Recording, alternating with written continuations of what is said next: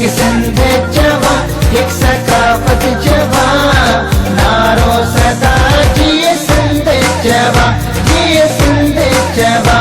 नाज़रीन, अवामी न्यूज़ में ख़बरनि जो सिलसिलो जारी है। इन वक़्तु असीं तव्हांखे खिपरो मां ख़बर ॾींदा हलूं त खिपरो में अवामी न्यूज़ जे ॾिनल क़ौमी काज जे सॾ खे समूरी सिंध में भरपूर मोट मिली रही है। अवामी न्यूज़ जे सरवाण अब्दुल रज़ाक राजपूत खे जस पेश कयो पियो वञे, जंहिं सिंध जी सकाफ़त खे झरझंग में उजागर कयो है। खिपरो जे साईं सेजगिर मंदिर जे अॻवान हरेशपुरी अवामी न्यूज़ जी ऑफिस में सजायल सकाफ़ती स्टूडियो जो दौरो कयो ऐं वचन वरजायो त 5 डिसंबर सकाफ़ती ॾियारो अवामी न्यूज़ सां गॾु मल्हायो वेंदो। सकाफ़ती ॾियारो असीं तमामु हर साल सुठे नमूने मल्हाईंदा आहियूं ऐं हिन वारे सिंध तो सां चाह असांजो तालीम सां आहे।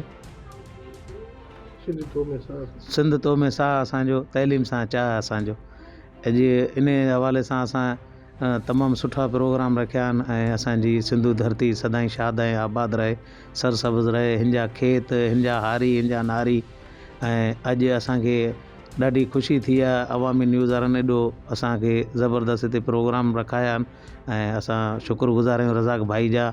उहो हर साल असांखे असांजा चाहे होली ॾियारी जा प्रोग्राम हुजनि, चाहे हिन सकाफ़ती प्रोग्राम में, इन्हनि में असांजो सुठो सहकार हूंदो आहे। असां हर ॻाल्हि में ताउन कंदा आहिनि ऐं अवामी न्यूज़ जा असीं तमामु थोराइता आहियूं जंहिं असांखे हीउ प्रोग्राम रखियो ऐं असांखे घुरायो।